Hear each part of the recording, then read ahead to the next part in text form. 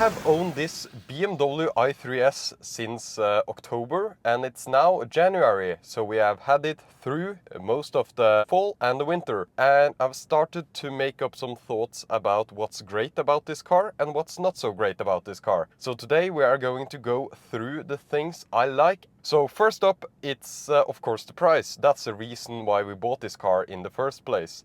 It has depreciated and is now an affordable EV to own and an affordable EV to buy. Most electric cars are quite expensive, even though the prices have gone down lately.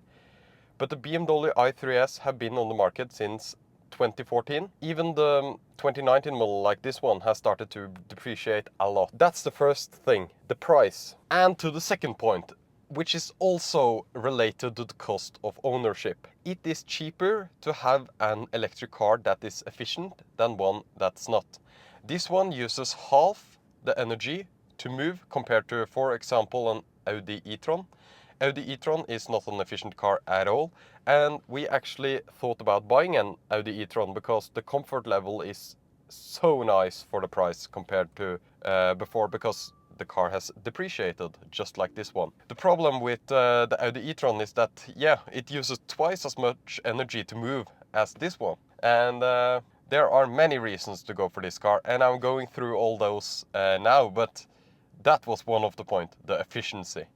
The efficiency is also good compared to other cars from this era, like the Leaf and the Volkswagen e-Golf. This one also has a heat pump, so it's a little bit more efficient in the winter, even though it loses quite a bit of range in the winter compared to more modern designed EVs like my Tesla Model 3. The third thing I like about the BMW i3 is that it has a lot of space.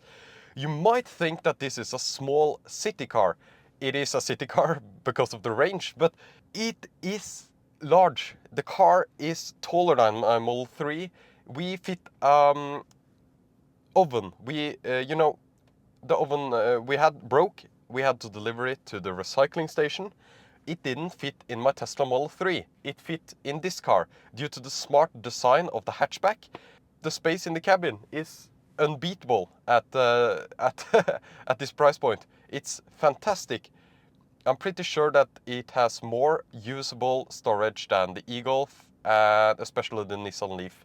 Much larger than you think, and it's designed to look like a small car, but it actually has a proper size. The only thing you need to remember that this is a 4-seater. It's not a 5-seater. There is no seat in the middle back. But there is almost no gear tunnel. It's a little hump, but it's not noticeable. You can fold the seats flat, and you have the hatchback, and together it has a lot of usable space.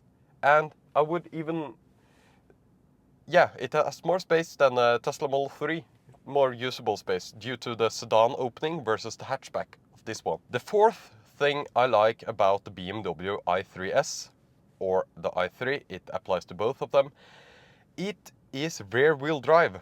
The Nissan Leaf and the e-Golf, which is kinda in the same category, and people who shop for this one usually shop for those two.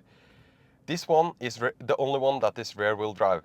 I like rear-wheel drive cars. Some people like front-wheel drive cars, and that's fine. But from my experience, rear-wheel drive is it feels safe because you know when you slip.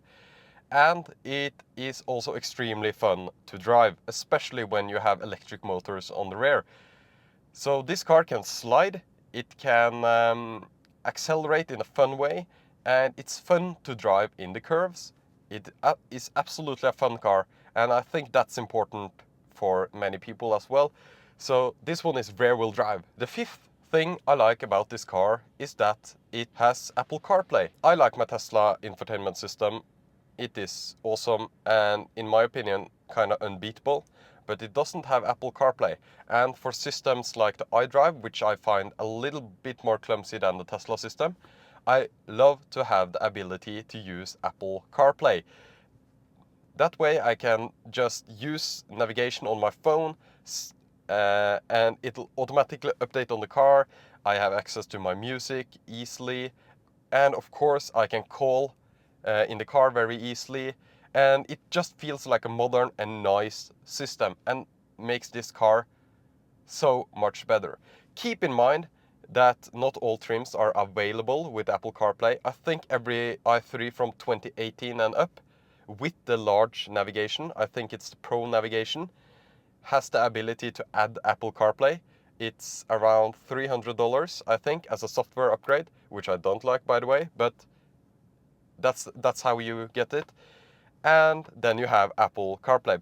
But please make sure that the car is Apple CarPlay ready or can add the Apple CarPlay before you buy the i3. It's an awesome addition to the car. The sixth thing I like about the BMW i3S is that it has the Harman Kardon system, and it sounds pretty nice. Not as nice as my Tesla, not as nice as many other systems, but it's perfectly adequate for the car. And I would consider doing the upgrade to Harman Kardon if you have multiple trims that you have available. I would consider getting the one with the Harman Kardon system. The base system can't be any good, to be honest, because the Harman Kardon is just adequate. But it's definitely something I like about this car, and I like that we chose that option with the Harman Kardon when we bought it used. So please consider the Harman Kardon system, then you will get a nice sound system and the car will be way more fun. The seventh thing I like about this car is the range, and I just told you that this is a city car with low range, and it is, but this car has 280 kilometers VLTP range, and that makes it usable in Norway to drive between cities. Not Bergen and Oslo, but we have relatives in Stavanger, which is south of Bergen, and we can drive there on one charge. And that's a 4-hour plus trip without charging. Isn't that pretty awesome? And this car, it doesn't have a charge limit because it has a large buffer, so you don't take that much damage charging it to 100%. While I do recommend not charging it to 100% all the time.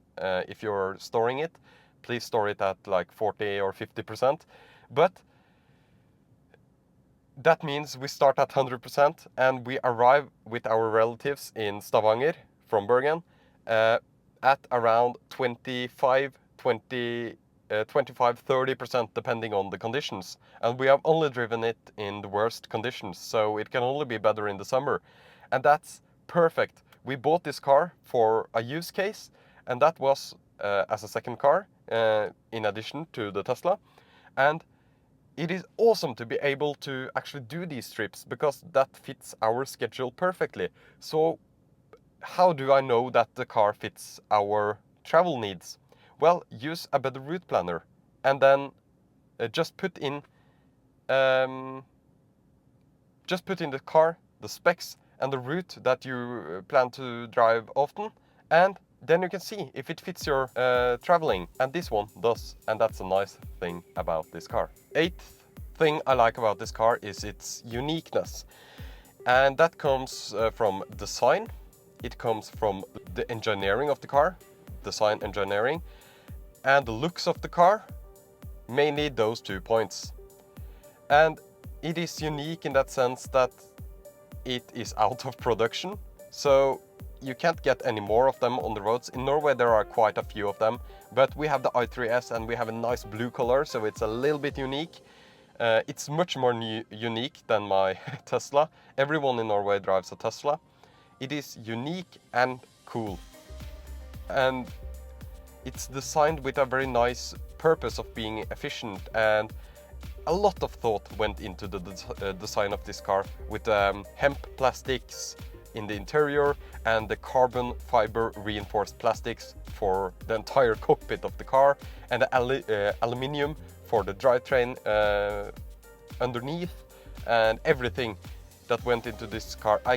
As an engineer, I can appreciate the design of this car in more ways than just the looks, but I also think it looks kind of cute, funny, and a little bit smug, I think. Yeah, I think that's a word for it. The ninth thing I like about the BMW i3S is the turning radius. And it's fantastic. And of course it's rear wheel drive, and that usually, not in all cases, but that usually means a better turning radius, since you have more, you're turning on the front wheels of course, and you have more place to turn the wheels really.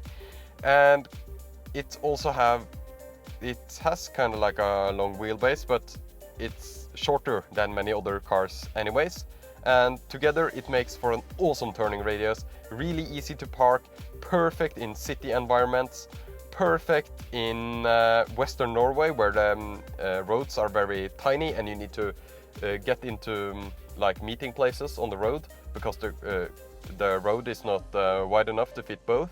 And it's very easy to park, and it's easy to place exactly where you want it. And that's a very nice thing about this car. The 10th thing I like about the BMW i3s is the speed.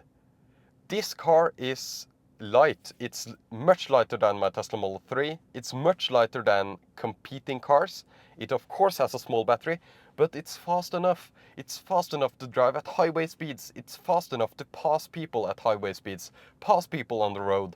It doesn't go fast from 0 to 60. I think it's around 7 seconds or something, very slow. But it accelerates fast even at high speeds. And that's something I really like about the car. It's not slowing you down. It's not creating dangerous situations because it's not fast enough to keep up with traffic. You can get out of the way of slow moving cars on the highway. It's fast enough. And that was 10 things I like about the BMW i3s. I have planned a lot more videos on this car, so please subscribe for that. But also leave a comment. What do you want to see me test with this car? People send a comment what they want to see in the car, and I make the videos. So please just leave a comment if you like the video and want to learn more about the BMW i3. Maybe we should do how you look for the right spec when you buy used, because you have to buy this car used. Maybe that's a nice video idea. Please leave in the comments below what you think. Thank you so much for watching. If you want to see more videos like this and videos that are not like this, you can subscribe to this channel. I see a lot of people that watch my videos that don't subscribe, so please leave any feedback in the comments and I'll try to improve.